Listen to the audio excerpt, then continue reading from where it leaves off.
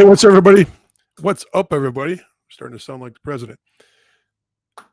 Jeff Colson, junior hockey advisor, going to be joined by Bloomer in a second tonight.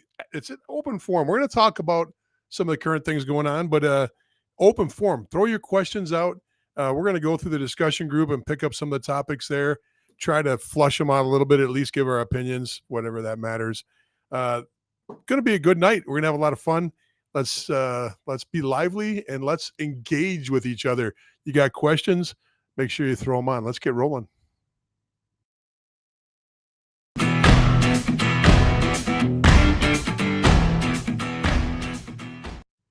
It can't be junior hockey advisor on Wednesday night unless Bloomer's here. Mike Bloom, how you doing?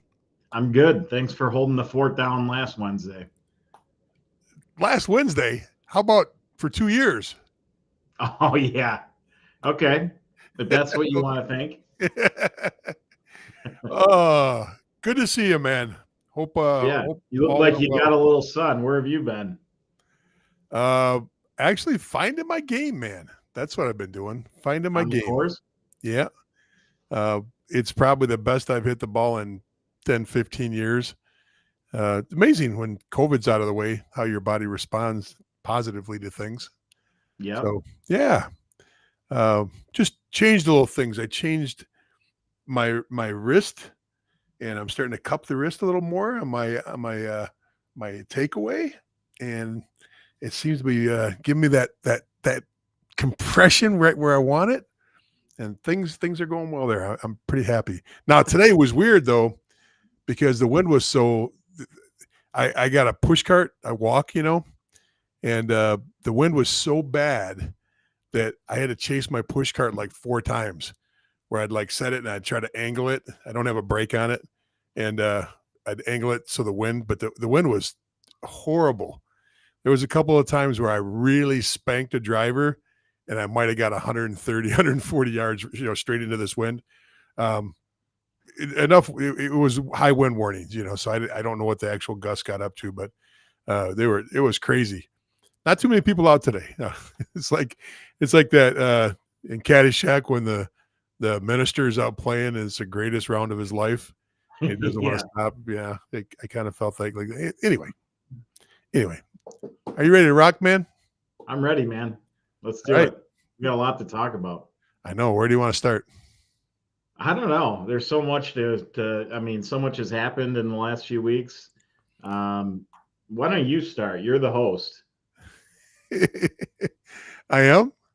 Oh. You're supposed to be. Somebody's got to take the lead here. Oh, okay. There's a lot of things going on. But, we talked about USHL draft. Let's start out there. That was probably the most topical. And by the way, congratulations, young man.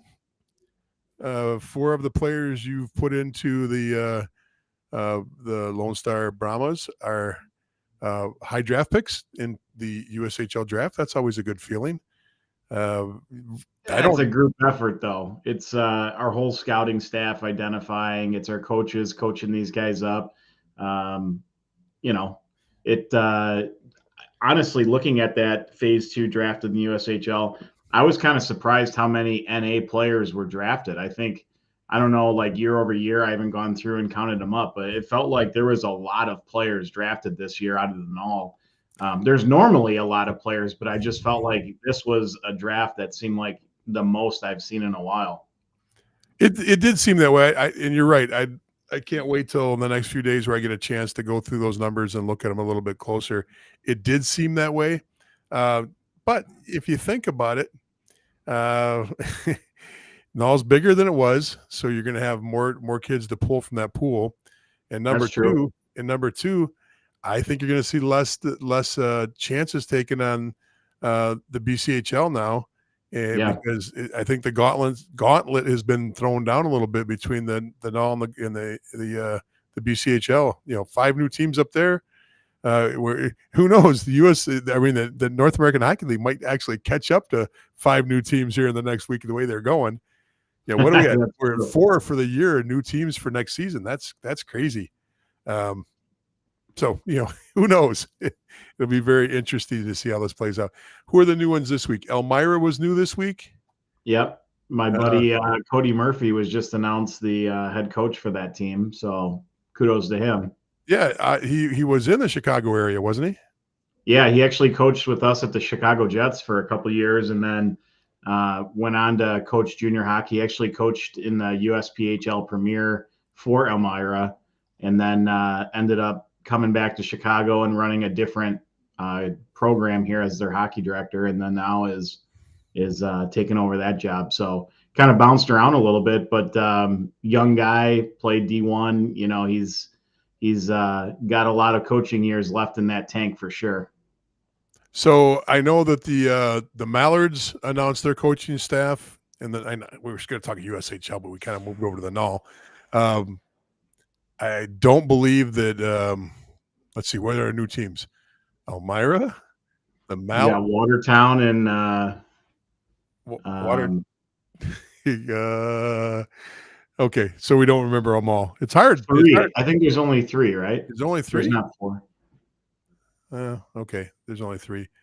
I don't know. It's overwhelming now. We're up to what, 34, 35 teams now. It's like, I guess they're doing high math and freaking algebra to keep up with this league now.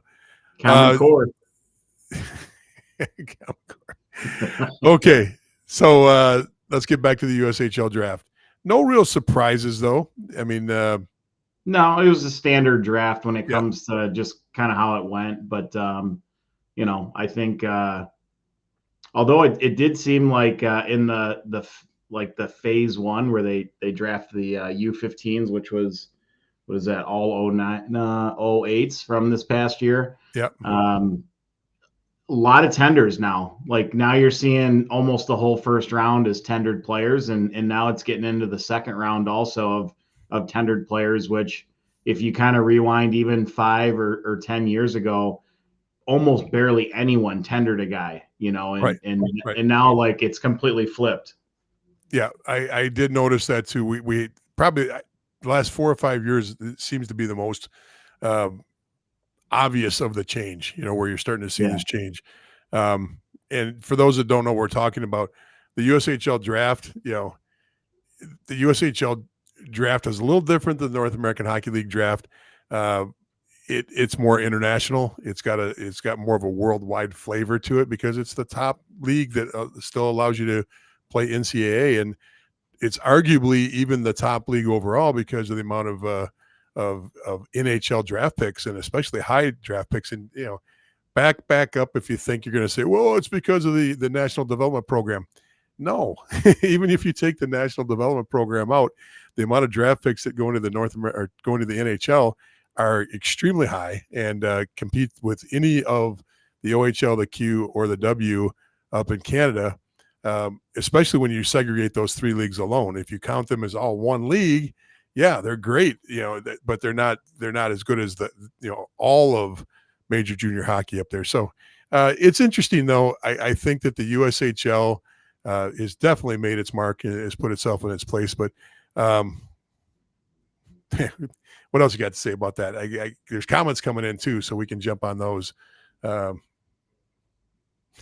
I think just to explain the tendering process in the USHL, it's different because in the NA you have 10 tenders that you can use, and all of that takes place before the draft starts, and then you get into the draft. For the USHL, if you tender somebody, it basically takes your first round pick away, and that player that you tender is basically who would slot in for your first round.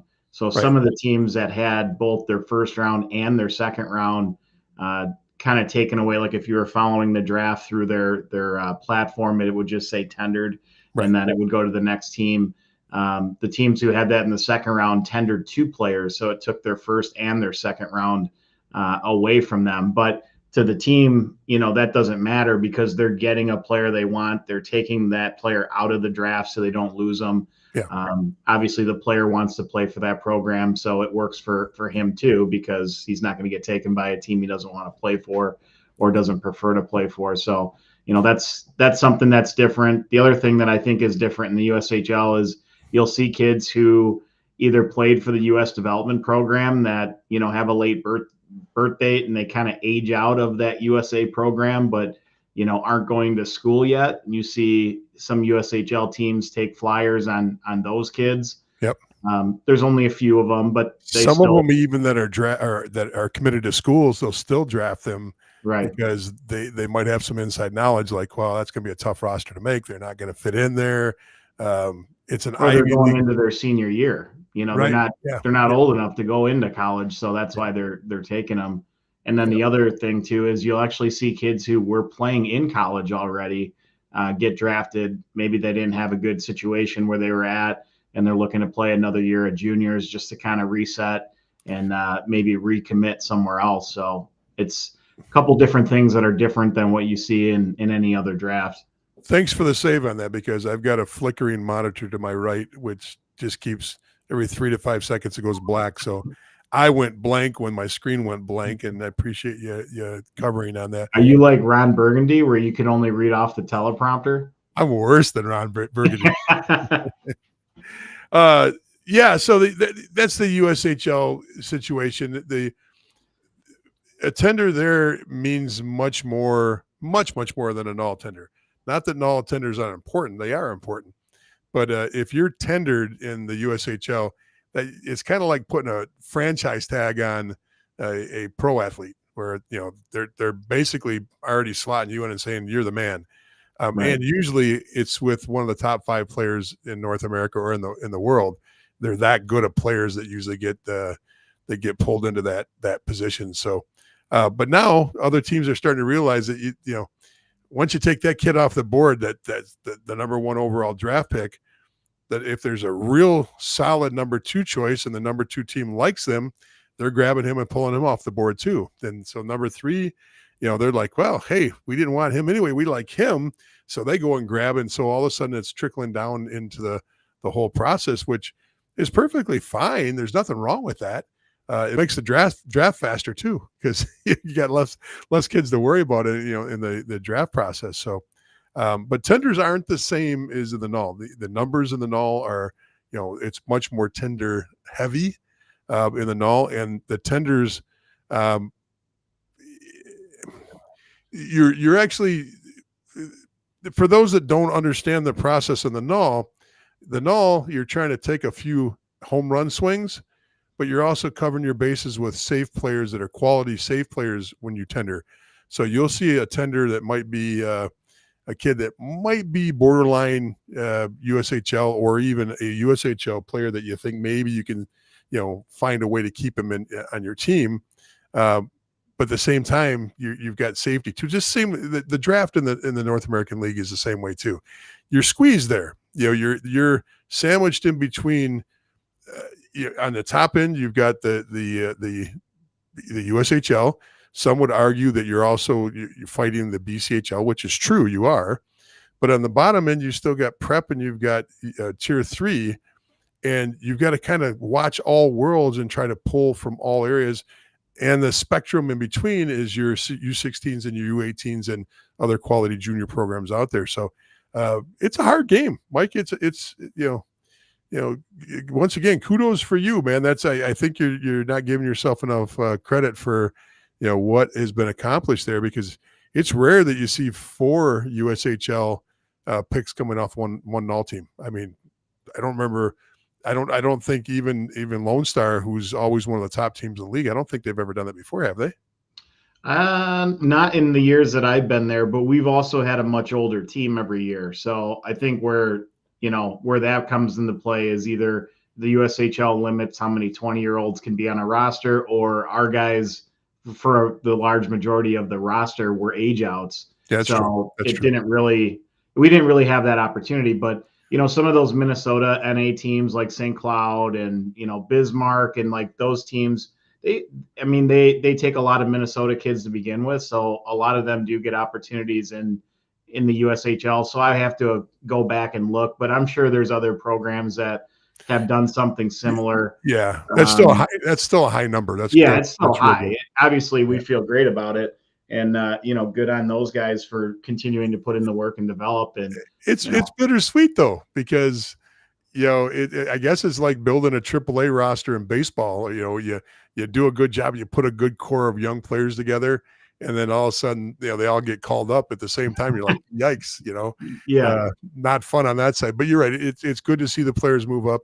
And the one thing about it is, the USHL it's hard to stick in the league. It's hard to um,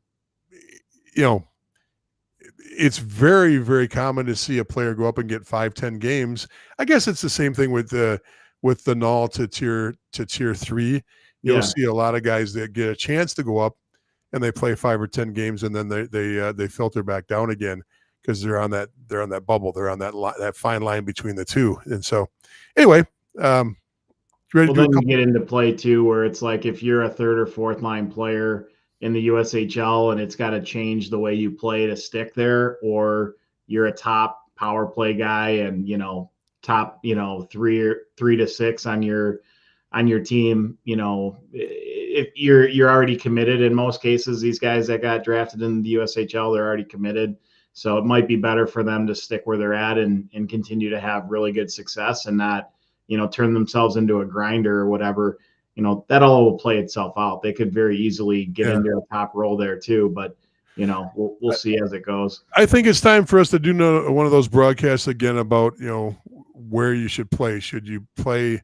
In fact, maybe we talk about that a little bit later. I got it written down.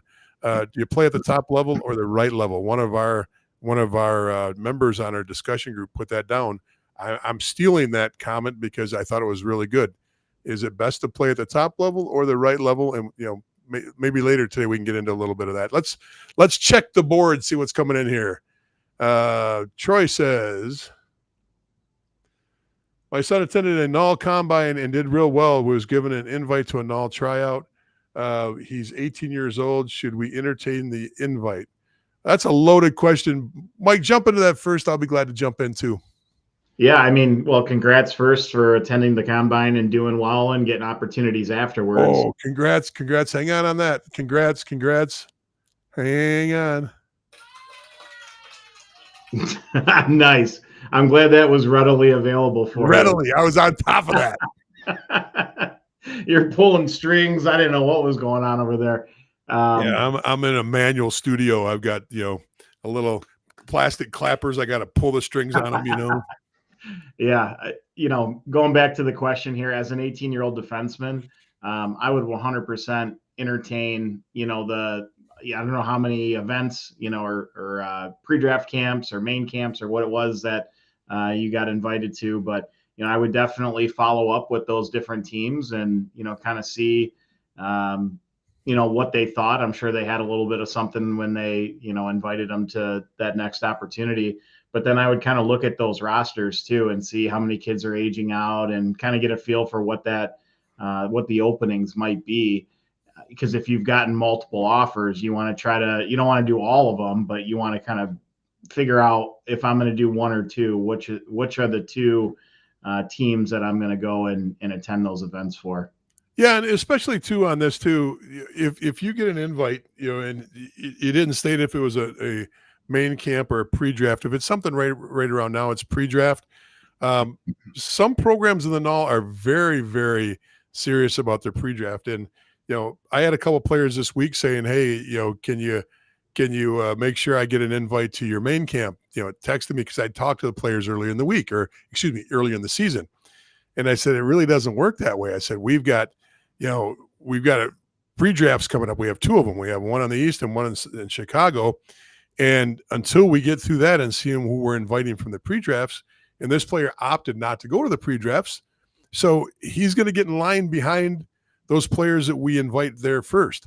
So if you get a chance to go to a null pre-draft, or even thankfully, if you get to the point where, I shouldn't say thankfully, but if you do get a chance to go to a main camp, that's also a great thing too. But more and more, the pre-drafts are becoming not only essential now, get back off if you got this attitude of it's just a moneymaker.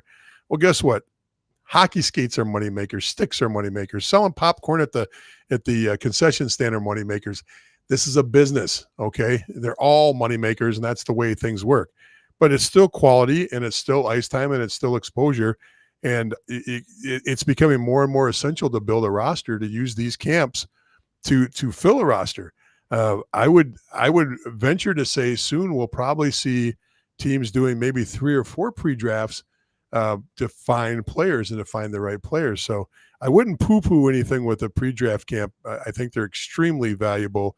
And yeah, of course, there's 30 some odd teams out there now. Is there going to be a couple teams that don't do it to your liking? Probably. But the vast majority are putting an effort into trying to find the best players. And the one thing you can do is ask. You get invited to these things, make sure the coaching staff's going. That's a big tell right there. Is if the coaching staff is there, they're serious about this. If the coaching staff doesn't show up, and maybe it's just a scout or two, that tells you a lot. I would hope that the coaching staff, that the owners, that the people that run the programs are there and helping make the decisions on these things. So that's important. So all right, anything else you want to say on that one, Mike? No. Okay, good. Let's move on. Stephen, thanks for this information here. That should say St. Paul area got a team. Yeah, I think that's the Mallards. I think we're on top of that. Let's see here. I don't understand this one. Mike, you got an idea what's going on here with Jeff? No, I think he's just shouting out. That's where they're coming in from. Okay, well maybe that's Slim Shady, or nice. Sade, the singer. Could be one or the other. He's either hanging around with Eminem.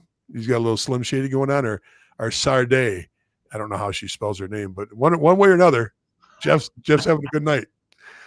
Okay, what's Bud got to say? Bud's coming in from Vegas. Now, wow. If the Null was going to do another franchise, shouldn't it be Vegas? Well, everybody's going to Vegas. Why shouldn't the Null? Why shouldn't the Null? And to be honest with you, that's the team that I put my hat in, my name in the hat for a GM. Right there. Boom. Take me. Vegas should be next on the list. What's that, Wynn guy or Trump? Somebody jump in there and buy a franchise there and put it right in the hotel. Build the rink right onto one of these big ass hotels and in a big casino too. That would be a blast. Yeah, I'm sure they want a bunch of 18 to 20-year-olds zipping around Vegas. Well, it's not different than a lot of the Western, the BCHL teams and the AJHL teams. I think I told you the story. The hotel we were staying at when we went up, my wife and I went up to visit our son when he was playing in the AJ. He was playing in Camrose. The hotel had a casino that was about the size of your garage, and but they had a team event there every Tuesday night or Wednesday night. The whole team would go to the casino, and now this is only 6-7 years ago, but the blackjack tables were, you could play 50 cents or $1 on the tables. So you got all these kids with their $5 bill, high rolling it on the tables, So, and the coaches showed up, it's just a different culture, different world. But it was very interesting to see the coaches having a couple pitchers, and the players that were old enough, and even the ones that weren't, having a couple pitchers too. And then they kind of go, 6 to 8 o'clock, and then, oh, we're done. Let's go. Everybody's out of here. And they would all leave and dissipate. So no different. There might be a couple more things that you could get in trouble with in Vegas than in a garage casino.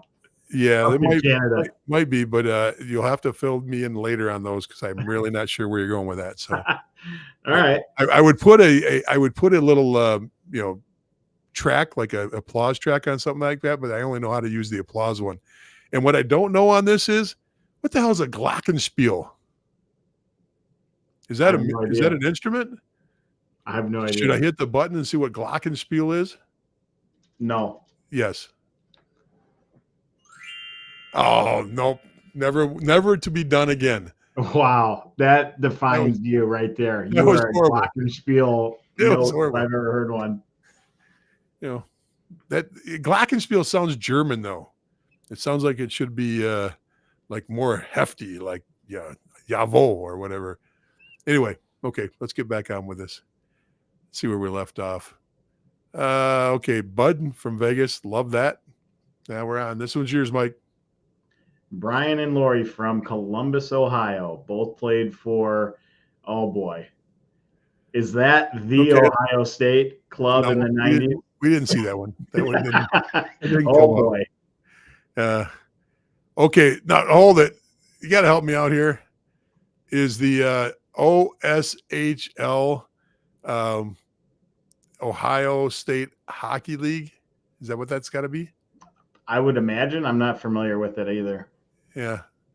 Okay. Boy, oh boy. It's a shame. I guess somebody's got to be there, Lori. Good work, Brian and Lori. Thanks for coming on, I guess. as we got the Detroit things and we've got our Michigan paraphernalia. You're not going to get much love here. We love you, but not that much.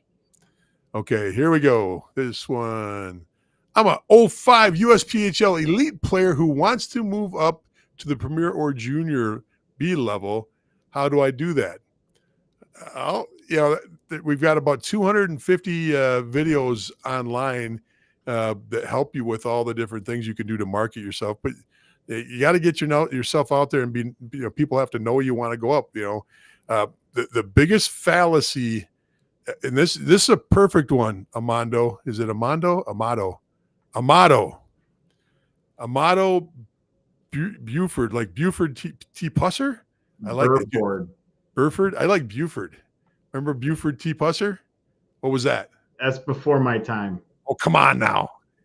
Buford T. Pusser, I believe, was the guy from Walking Tall that carried the big stick. The sheriff just beat everybody to hell with a 2x4. Not Mondo. I'm not saying you carry a 2x4 or beat people up. Did you get onto his question? Yes, I can get onto his question. The biggest fallacy is, especially at your level, is if you're good enough, they'll find you. Well, I can tell you there are tons of opportunity in the USPHL. You got to reach out to these teams. You got to ask them about, and explain, hey, coach, I'm very interested, but I can't go to 60 different, main camps. If you're interested, I can send you a video. You got to get your name out there. You're a prime example of somebody who should be looking into the CCHL and the CJHL, the Canadian Junior Hockey League system, at all the teams, maybe the CCHL, but you should be looking at all the leagues up there. You should be looking at the Premier League, NA3, all these, and just reaching out. The first thing you do is reach out. And don't just get a hold of the coach. Get a hold of the coach, the general manager, the scouts. For one team, you can send. What do you think, Mike? Some teams you can send 5 or 6 different emails out to one team, right? Because you don't know who is going to be taking care of incoming players. It could be a scout that handles that. It could be the assistant coach. It could be assistant general manager, GM. Hell, it could be the head coach himself. You don't know. So you send emails out to everybody. Good luck in that. Mike, you got anything else to add to what he could do? Yeah, I was just curious if the USPHL elite program that he has is connected to a premier program, because a lot of times they have that direct affiliation where they have a premier and an elite team, and if they don't have an elite team, then you definitely have to do a lot more work to get your name out there, like you said, with sending emails and sending some video clips and things like that. You're going to have to do some work on your end to get that exposure, because these all these different junior leagues and the coaches that run them, they're coaching their games all season long. It's not like they're having the time to go and scour like every league for players and whatnot. So you guys got to do the work yourselves to be your advocate too. And it's not to say you need an advisor, but you need to be proactive in that. If you want to move on, you got to make sure that you're doing the work on your end to be able to move on both on the ice, but then off the ice when it comes to your training and your outreach. Yeah. And we're making one big assumption here. We're making an assumption that you're in the top half of that league. So if you're playing at the elite level, the bottom third, the bottom half, I think it's fair to say at any level, it's very difficult to move up. You're not going to find a bottom half null guy getting an opportunity in the USHL for the most part, unless there's some unique situation there. They're taking top half, top third, top 10%. Okay. So you got to, assume at every level that you really should be in the top third, top 10%, but top half, the lower you go, I think the margins and the degree of, off the margins, the standard deviations get a little bit bigger. So if you're in the situation where you're looking, you got to open up every door you possibly can. It's reasonable to say if you're in the top half, uh, there's going to be somebody out there. And that goes back to the question that we just brought up. One of the people, I wished I would have wrote down the name of the person that put this on our discussion group, but it really comes down to, if you're in the middle of your league you're in right now, and you're still young enough, do you take that extra year to dominate at that level? Or do you move up and then become somebody else's fourth or fifth line guy at the next level up? So I would be very cautious of just making a jump to say, hey, I'm playing in a higher league. There's a lot of discussion around, is it better for your development? Is it better for you becoming a better player if you jump up, if you're still not at that point where you're 100% confident in your game? And really, that's what it comes down to. To be a better player means you're playing with complete confidence, because you can see it all the time. You can see players that jump up to the next level and the coaches are screaming at them. The game's going fast. People are chirping. There's crowds. Now all of a sudden you're playing in front of 1,000, 3,000 people, and all this stuff starts coming at you, real quick. And you don't play to your best abilities because you just weren't ready for all that. I'm sure you're not seeing 3,000 people in the stands playing at the elite level. Okay. And that comes along with moving up to, maybe not to the USPHL Premier, but as you move into tier 2, that definitely becomes part of it. We got enough on that one, Mike? Yes, we do. Good luck on that. Very, very good to see you on here. Normally we only get the parents. We don't get the players. Let's see what Jill has to say. You got this one, Mike. What are your perspectives on postseason? How much time should guys take off following an 8-month season, but prior to main camp? So it is important to get away. I think each player, especially as they get older, will kind of understand how much time they need to kind of take the skates off and not put them on. A lot of people have like that 2-week rule. Some people could go a month. Some people don't take enough time and they're on, a couple days after the season, or they never even really stop, to be honest with you. I think you do need to take some time. I don't know what that magic number is of how much time you need to take a break. But it is important to mentally reset, to get the body to reset. But it is very important also, having said that, to do a lot of your training in the off season to build up muscle and strength and flexibility, and work on some of the weaknesses you have and try to improve those, while also making sure the strengths that you have as a player remain the strengths that you have as a player. And when you're practicing and playing and your season is in session, it is so hard to work on a lot of that weakness because you're more in game mode and fixing things for the upcoming series and, different things like that. So this gives you time to really be specific with your training, and you don't have a bunch of games and coaches telling you what to do and whatnot. You can kind of plan it yourself and then attack it. So again, it is important to take a break. I think the player will have a better idea of how much time that means to them as they get older, and they've kind of gone through it a few times and realize, oh, that's too much time. Next off season, I'm not going to take off as much, or man, I hit that burnout rate because I didn't give myself a big enough break between seasons, and then they kind of recalibrate each year. Yeah, and I think what Mike said there that I agree with. I agree with everything he said. It's in different degrees that I agree with what degree I agree with him on. One thing, it really is up to the individual, because there are some kids that need that 4 to 6 weeks off. I think Terry Flood just mentioned that in one of his comments.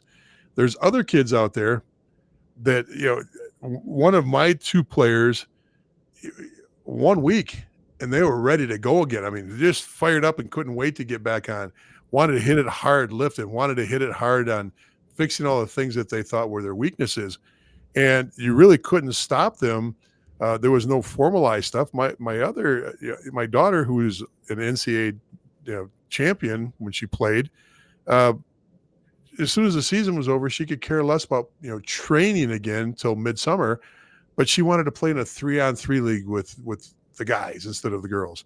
She wanted to play in a men's league just to have fun and be on the ice and skate around. So everybody has a different process and a different way of looking at things and a different way of handling things. I don't think there's a right or wrong to this. I think you got to gauge it and give them as much time as they need or as little time. And the reason I say is little time because you know what? If I'm a bassoon player and I'm a high level tier 1 elite bassoon player, or what's another one of those instruments? I don't even know what a bassoon is, so you've lost me. Trumpet. Okay, I'll make it easy for you. Trumpet. Let's say I'm one of the best trumpet players around, and I'm first chair in this and first chair in more that. Like a tuba guy. I got something to say, but I'm not going to do it.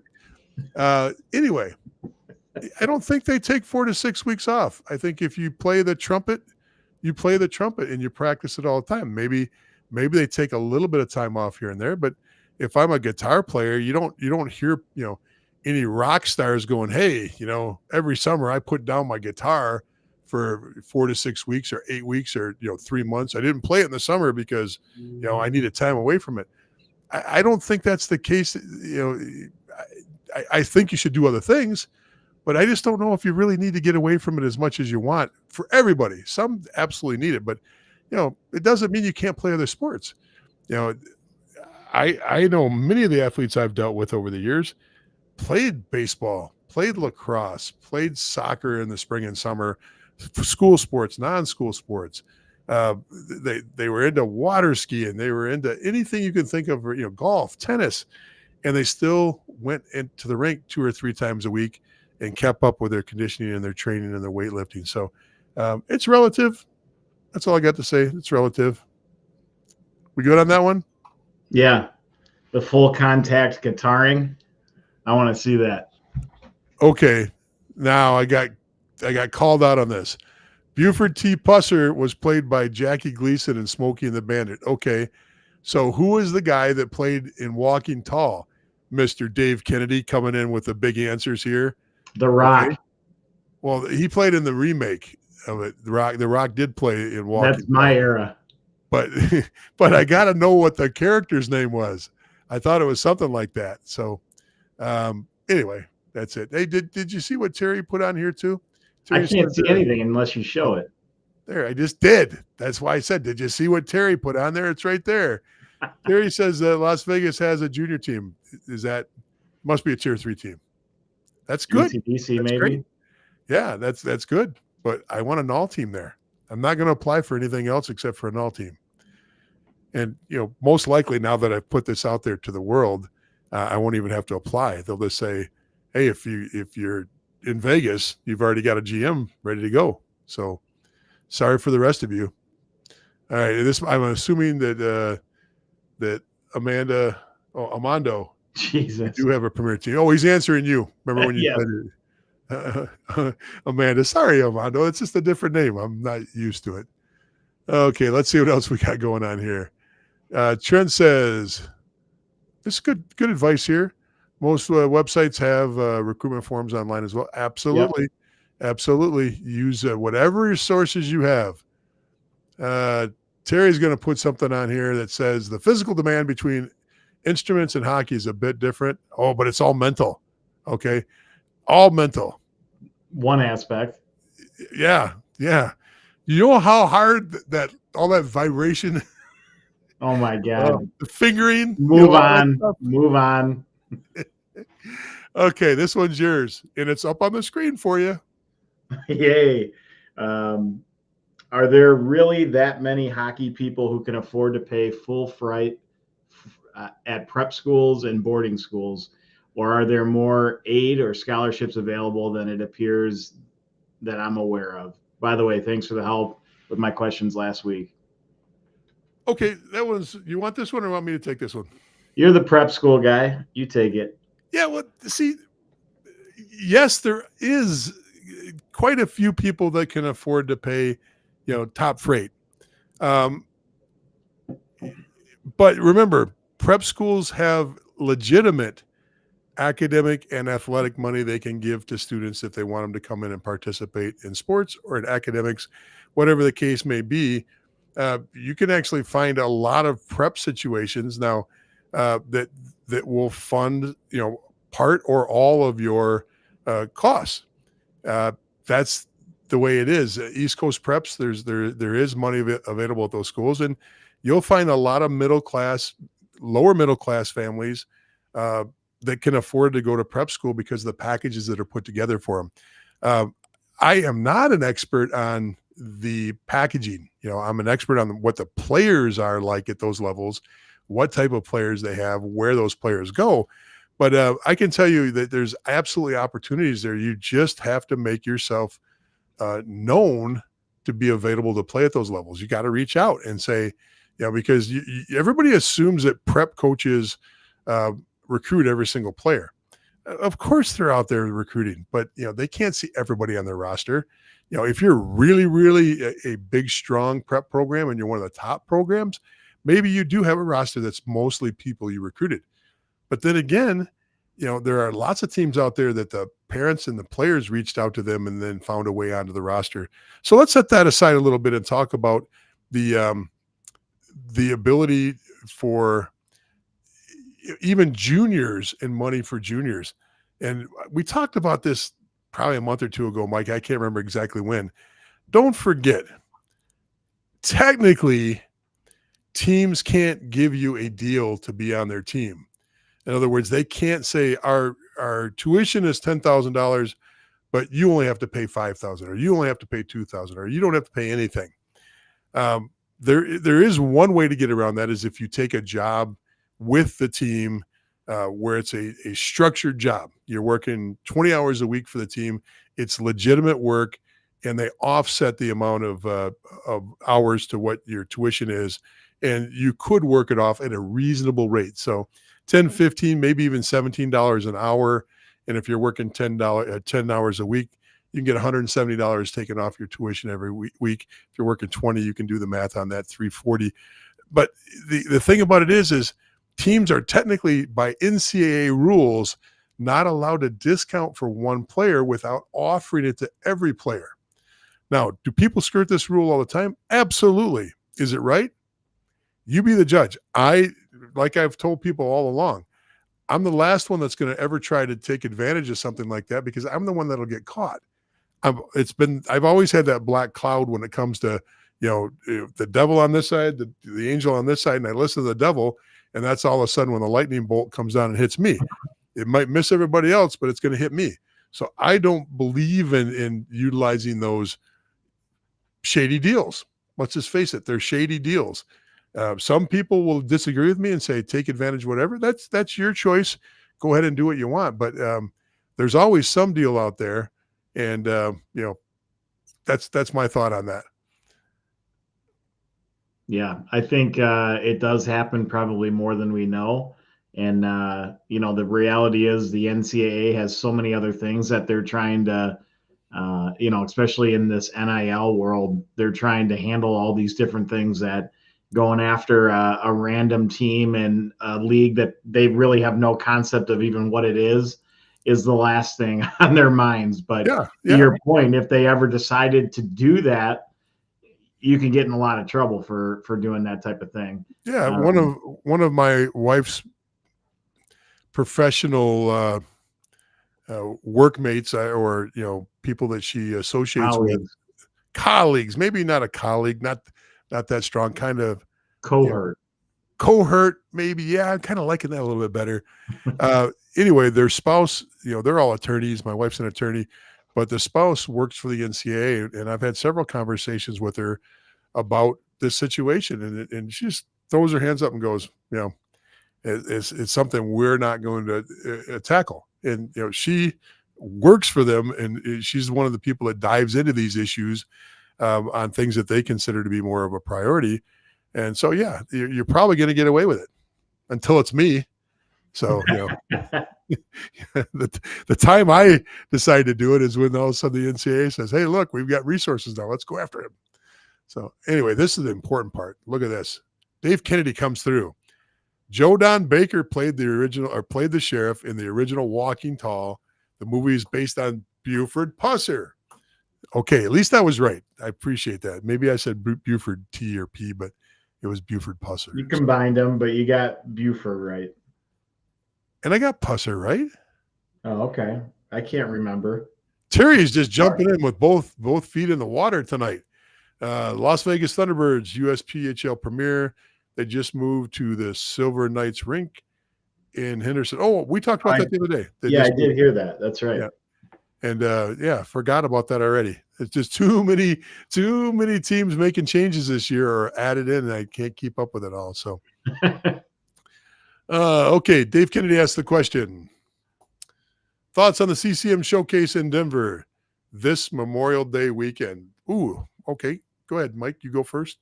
I mean, I don't know too much about it. I've never been there to see it, so it's hard for me to comment on it. We just had a CCM event here in Chicago maybe like 3 weeks ago or so, and overall it was a good event. Like there was a lot of teams playing and the good players playing in the spring and whatnot. So I'd have to imagine it's somewhat similar, but I've never been there, so it's hard for me to really comment. I know sometimes things change when it moves to different cities and it's either much better or it's a little bit worse. So I don't really know when it comes to Denver specifically. Yeah, 10, 12, 15 years ago, I went to this a couple times, had a blast. The organization provided for, my accommodations and transportation. So it's kind of a no-brainer to go out there and see players and get a chance to, to be out there. And, we were part of the EJHL at the time, which that's the precursor to the NCDC, a much better league, much more Division I talent, even NHL draft pick talent. But yeah, and then we started sending assistant coaches out there every year for probably 5 or 6 years consistently. You will get a lot of younger coaches that are out on the road recruiting and, junior college. So it's good. I don't think there's anything wrong with the event if it's still at that standard.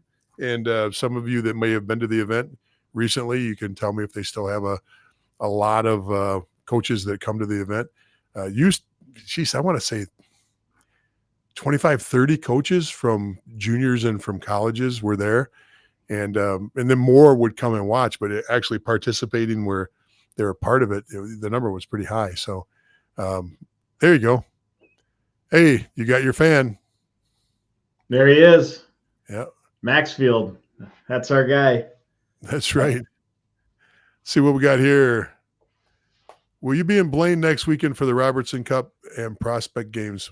Well, it depends on it. Yeah, it depends on who the Final Four are. We probably won't be there if the Final Four does not include Lone Star, but if Lone Star is in the Final Four, I'm pretty sure you'll see one or two of us there.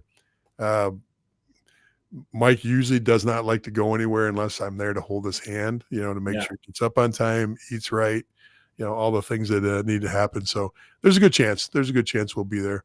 Are you going, Terry? Is that what you're saying? You want to hang out, have a beer or two? Is that what? But you're from Minnesota, so it's like going around the block for you. No big deal. So anyway, we didn't get into much as we wanted to get into tonight. We talked a lot of nonsense, but we got a few valid things in. Mike, what else should we cover here? Because we started out wanting to make sure we covered the broad swath of things happening. We covered a couple weeks ago or last week the USPHL moves, which are mostly just like that was brought up to us earlier. Most of it wasn't new franchises coming in. It was switches of franchises from one city or one ownership group to another. USHL looks like they're standing pat. The BCHL has already made all their moves for the most part. One team is dropping out of the BCHL. They picked up the 5 teams from the Alberta League. Alberta, I haven't heard anything else going on up there as far as it goes. Did they add a team in Alberta in the AJ? What's that? Did the AJ add a team? Boy, I'll have to go back and look. Maybe they did, and I already forgot about it. Like I said, this has been a hard year to keep up with. Yes, there's so This- many. yeah, There's this is NCDC teams getting, switched around and new teams. There's new null teams. I mean, every league it's so hard to Yeah. track. Usually you have 4 to 6 changes, 8 changes in a year for everybody, and this year it just seems like it's crazy out of control. So, don't know the answer to that.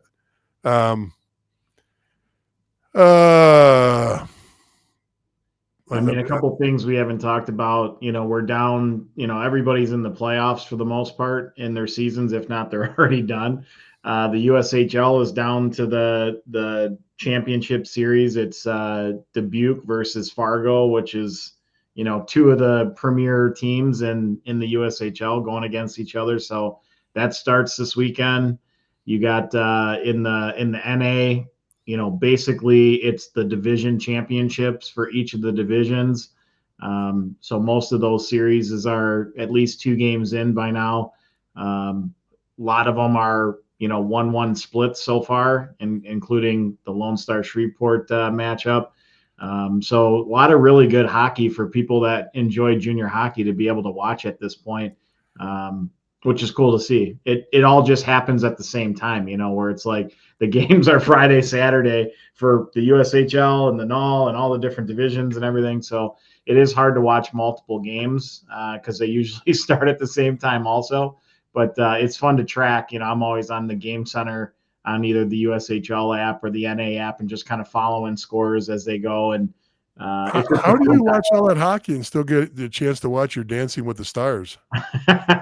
We still haven't showed our viewers you dancing salsa on TikTok. That literally I can't go on TikTok now without seeing it. Literally every time I jump on it. Well, now you're part of the hundreds algorithm. of videos out there. That's right.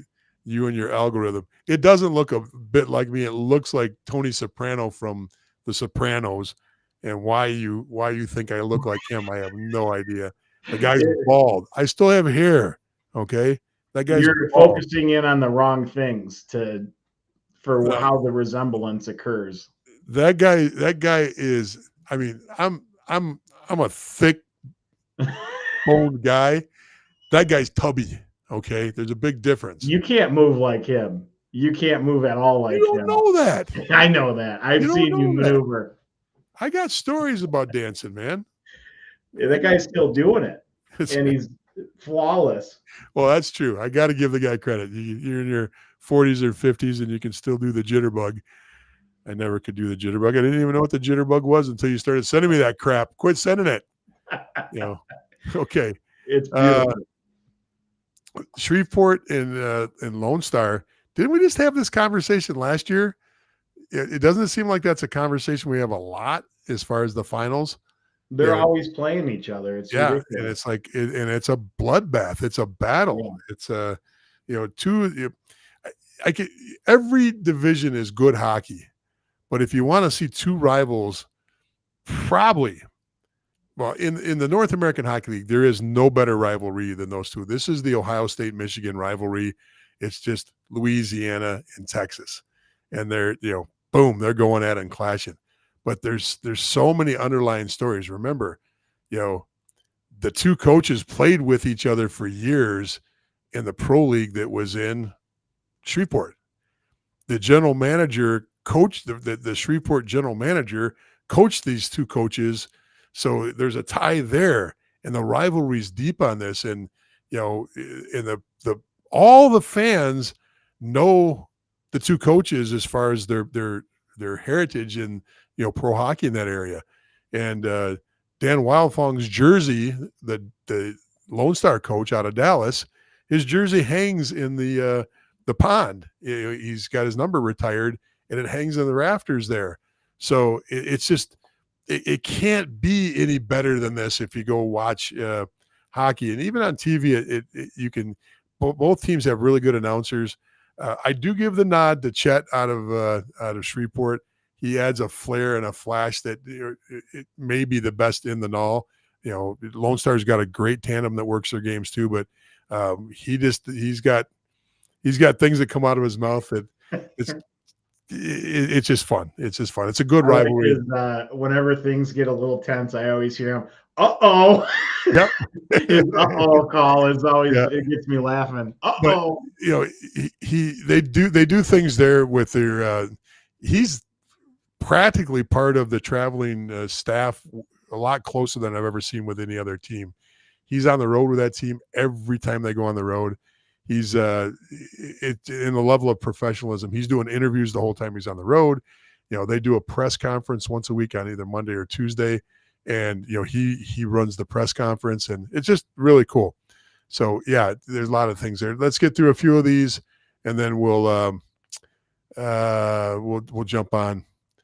Okay. Terry says, I live close to the rink, 30 minutes from the rink. I have coach juniors and plan on talking to the Mallard staff. Yes, it would be fun chatting hockey. Hey, find us. Great. Better hurry up on the Mallards. I think they announced their staff, but you better get on there quick, Terry. It's good for you though. I hope you get the job. Hope you get involved at the NOL level. It's a lot of fun. So kettle corn question here. Is kettle corn any good in Shreveport? Shreveport is known for the mud bugs. Your pregame has got to be at one of the barbecue joints that have seafood. Get a plate full of the mud bugs. They're kind of like little shrimp things.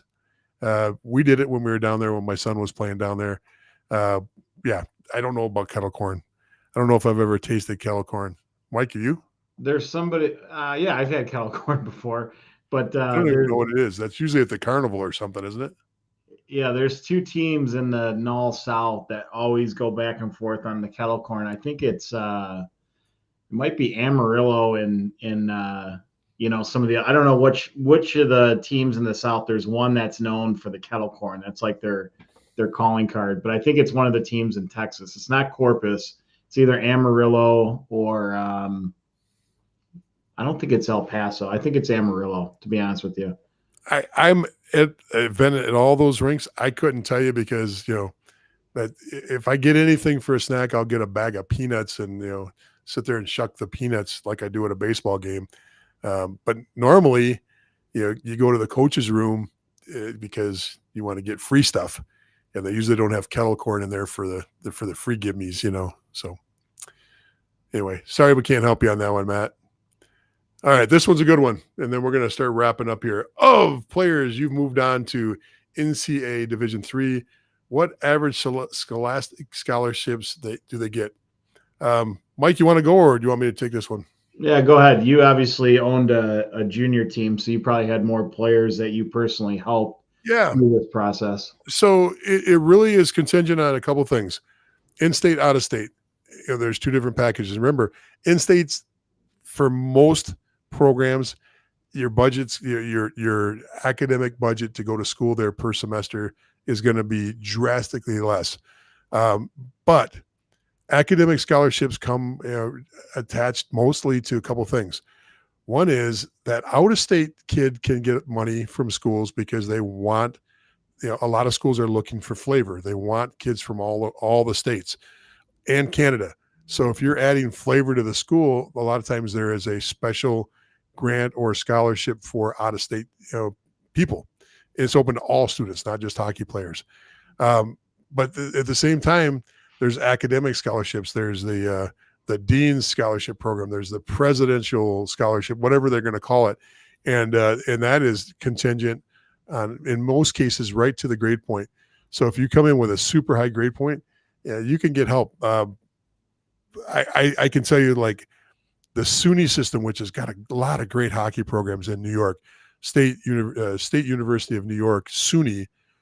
There's not Elmira. There's Cortland. There's Buffalo. There's Brockport. There's Oswego. And I've only hit, I think there's like 6 or 7 teams now. Geneseo. All these, every one of the schools are a little bit different. They all have a little bit different tuition, but there's money there. And if you're in state, it's virtually nothing now to go to a SUNY school because of the way they've set up the tuition programs for people in state. So yes, there's money there. The Wisconsins at the Division III level work the same way.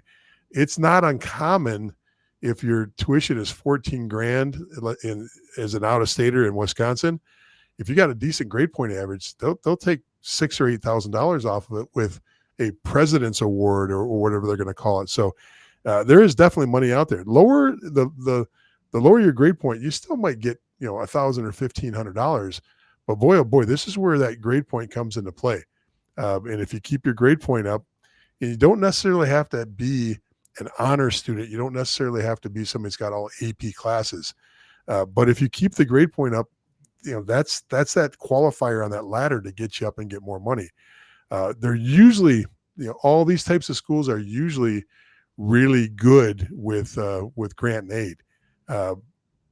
As long as you're in a situation that you can qualify for grant and aid, you can go to school with a little bit of loans and a lot of grant money and practically cover everything.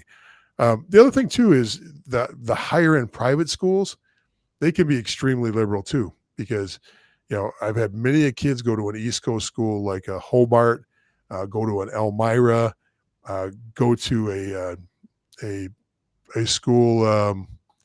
Trying to remember the school that's the military school that starts with an N. Can't remember it now. It's one of the best programs out there. Anyway, you go to one of these high-end schools, there can be even more money. It can be $15,000 or $20,000, as long as what you're not going to get is it just basically, you're not going to get it just for being an athlete. It's got to be something attached to your academics. You could be the greatest athlete that ever shows up on campus, and the way the NCAA Division III is set up now, you're not identified by being an athlete anymore across the board. That doesn't happen that way anymore. So hopefully that helps a little bit. Good. All right, Mike, we just crossed that one hour mark. I think we should wrap it up. Wow. That's when we just do the Ask Me Anythings and the questions come in, we got great questions tonight. Thank you so much. If you haven't gone to our Facebook page yet, Facebook discussion group, please go. Like and follow us on the page and the discussion group if you can on Facebook and YouTube. You're killing it there now. We're starting to get algorithms. I think I told you it's the last 2 weeks. We're killing it as far as the amount of views and the amount of hours watched per day and per week. We had a video, Mike, that we made 4 years ago that just got 1,000 views in 1 week last week. And that's the USA Hockey video on how USA Hockey works. There's a couple other videos that just took off like crazy. We're such a select niche. I know that if I was a Kardashian, 1,000 videos would be like in a minute. Okay, we're not the Kardashians here. We got a smaller niche. Okay, we're just niche. Yeah, it's however you want to say it. It can be said both ways. That was a waste of money. I can tell you this right now. Yeah, I've got an MBA, but I went and I did a master's in English. I wasted my money. I can't speak any better. I can't write any better. I can't spell any better. It was a waste of money. I got to tell you. So anyway, thank you, Mike. I'm just curious, since we had some of those videos explode with viewership, what are your salsa TikToks? What are the views on those that you put out there? I was just going to say all the videos that blew up, you weren't in any of them.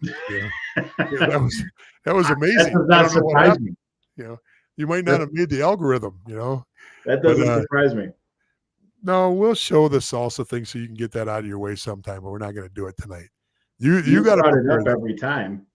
I didn't bring it up this time. Yes, you did. Did I? Yes, every time you've brought it up. What did I say? I can't remember. I can't remember anything I say anymore. Okay. Right. We'll show it at some point. These are just teasers each week. Thanks, everybody, for showing up. Thanks for sticking with us on such a kooky night. And thanks for dealing with, for both of us in what we're doing here. We'll see you all next week, and we'll come up with another great topic for you, and we'll talk some junior hockey. Good night, everybody.